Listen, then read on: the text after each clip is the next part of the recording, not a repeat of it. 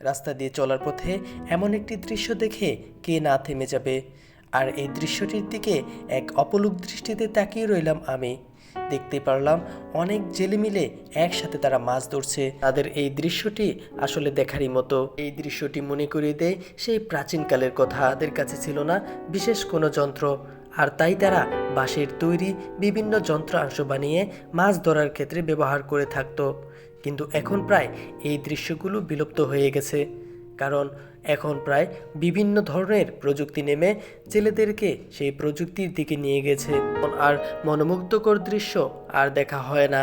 তাই হঠাৎ করেই এমন একটি মনোমুগ্ধকর দৃশ্য দেখেই আমি যেন থমকে গেলাম। এখানে খেয়াল করে দেখলাম মাছ যেমন একসাথে দল ধরে চলে, তেমনি এই জেলেগুলো দল ধরে চলছে।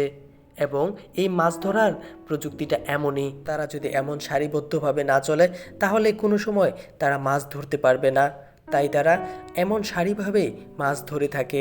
কিছুক্ষণ পরে খেয়াল করে দেখলাম পিছনে একটি জেলে আরেকটি জেলেকে ডাকছে, হয়তোবা তার সেই যন্ত্রতে মাছ পড়েছে।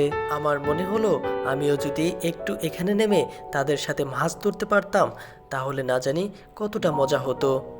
একবার ভাবো তুমিও যদি এখানে মাছ ধরতে পারতে, এটা কতটা মজার হতো। ওই যে দেখো সেই জেলেটি একটি মাছ ধরেছে। আমি দেখার জন্য সেটাকে জুম করে দেখার চেষ্টা করলাম এবং দেখতে পারলাম তার থলিতে কিছু নড়াচড়া করছে, এবং তাতেই বুঝতে পারলাম হয়তোবা এটা একটি বড়সড় মাছ ধরেছে। একটি জিনিস এখানে দেখে আমার যেন মন ভরে গেল। এখানকার জেলেরা একে অপরের সাথে কখনো কেউ হিংসা করে না, কারণ একজনের যন্ত্রে যদি মাছ পড়ে তাহলে আরেকজনের হেল্প ছাড়া সেই মাছটি ধরা যায় না। কিন্তু এখানে নিঃস্বার্থভাবে একজন আরেকজনকে হেল্প করে থাকে।